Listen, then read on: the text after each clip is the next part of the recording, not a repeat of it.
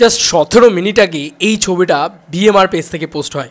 Yes, এই ছবিটা BMR page থেকে পোস্ট হয়। মেগাস্টার শাকিব খানের তাণ্ডবের লুক দেখে তো ছিটকে গেছি ভাই, দেখে তো ছিটকে গেছি। কেন ছিটকে গেছি? কারণ ব্যাকগ্রাউন্ড দেখে ছিটকে গেছি মূলত। কারণ শুধু শাকিব খানের লুক নয়, ব্যাকগ্রাউন্ডে দেখো সব কম্পিউটার দিয়ে নানান জিনিসপত্র করা হচ্ছে। তো এইটা আমি বুঝতে পারছি না যে কম্পিউটার দিয়ে কী রয়েছে অ্যাকচুয়ালিতে তাণ্ডবের ভিতরে। তো সেইখানে আমরা বুঝতে পারছি না তাণ্ডবের অ্যাকশন শুটিং হচ্ছে, এটা তো বোঝাই যাচ্ছে। অ্যাকশন থেকে এই লুক বেরিয়ে এসছে, এটা একটা ভয়ঙ্কর লুক আর কি। এখানে রক্ত, বিভিন্ন জায়গায় কালশিটে ইত্যাদি পড়ে রয়েছে, ঠিক আছে। শাকিব খানের হাতে বালা, গলায় চেন, ঠিক আছে। এটা কেওড়ামির মানে নেক্সট লেভেলে গেছে এবং মাস লুক এটাকে বলা যেতে পারে। বড় রকম বিয়ার্ড রয়েছে এবং কোথাও গিয়ে মানে একদম বলা যেতে পারে ছোটো ছোটো করে চুলগুলো ছাটা এবং চুলের ওপর দিকটা একটা সোনালি রং রয়েছে যেটা মনে হচ্ছে দেখে। এবং পিছনে দেখো, পিছনটাকে ভালো করে লক্ষ্য করো, তাহলে বুঝতে পারবে যে কিছু রকম জিনিসপত্র মানে হয় না যে কিছু লিক্স হয়েছে, কিন্তু মানে ব্যাকগ্রাউন্ডে একটা মানে কোনো সাইফাই ধরনের জিনিসপত্র কি হতে যাচ্ছে, মানে সেই পাসওয়ার্ডের মতন বা এরকম কিছু, যেখানে বড় কিছু থাকবে বা বিল্ডিংয়ের ভিতরেও একটা নতুন রকম গল্পের মোচড় থাকবে। আই ডোন্ট নো, বাট এটা যদি হয় ভাই ছিটকে যাবো জাস্ট। তাণ্ডব কিন্তু রিলিজ করবে খুব শীঘ্রই কলকাতায়, এটুকু আমি জানি।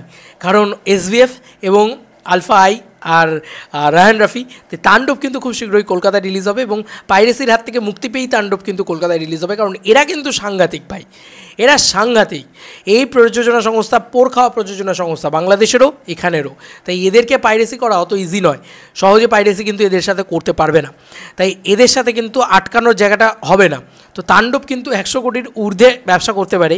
যা দেখছি ভাই ছিটকে যাওয়ার মতন, মানে ব্যাকগ্রাউন্ডে এইসব, ঠিক আছে। মেকআপ তো এক কথায় অনবদ্য হয়েছে, শাকিব খানকে দুর্দান্ত লাগছে দেখতে, ঠিক আছে। বাংলা ভাষার নায়ক বলে মনেই হচ্ছে না, সত্যি কথা বলতে বাংলা ভাষার নায়ক বলে মনেই হচ্ছে না। মানে এই নায়ক, তুমি বলো না এই দৃশ্য দেখার পরে এই নায়ক যে বাংলা ভাষার, তোমার মনে হচ্ছে দেখে, তোমার মনে হচ্ছে না যে এটা একটা সাউথের নায়ককে দেখছি আমরা, বা মনে হচ্ছে না যে বলিউডের কোনো নায়ককে দেখছি আমরা? আমার তো মনে হচ্ছে ভাই হেভি লাগছে সেই জায়গাগুলো দেখে, সেই দৃশ্যগুলো দেখে, সেই পোর্শনগুলো দেখে। ও মাই গড, এই জিনিসটা হচ্ছে আমার কাছে যে এটা শাকিব খান, এইরকম হচ্ছে আমার কাছে। কি লাগছে শাকিব খানকে, উফ। মানে তাণ্ডবের জন্য যার ওয়েট করা যাচ্ছে না, তাণ্ডবের দামামা যে বেজে গেছে, টঙ্কার ধ্বনি বেজে গেছে, সেই ঘন্টা বেজে যাওয়া বলে না, সেই ছুটির ঘন্টা, আমরা বলি তাণ্ডবের রিলিজের ঘন্টা বেজে গেছে। এবার অনেক হয়েছে বরবাদ দুর্দান্ত ব্যবসা করেছে, চলো এবার উৎসব হবে তাণ্ডব নিয়ে।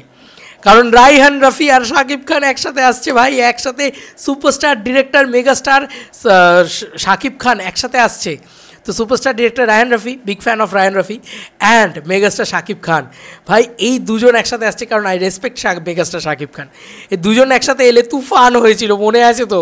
বাংলাদেশের প্রথম সবথেকে বড় হাইয়েস্ট গ্রসিং বাংলা ছবি, এবং তার পরবর্তীতে বরবাদ এসে তপ্তল পার করে দিয়েছে। এবার তাণ্ডব আসছে সব ছাড় খাড় করে দিতে। কি হবে? দাবানল। কারণ রায়হান রাফি নিজেই বলেছে যে সবাই তৈরি তো, জ্বলে পুড়ে ছাড় খাড় হয়ে যাবে চারিদিক। তোমাদের আর কি মতামত এই ইন্টারভিউটাকে নিয়ে জানিও কমেন্ট সেকশনে। চলো বন্ধুরা, নতুন কোনো ভিডিওতে দেখা হবে, বাই।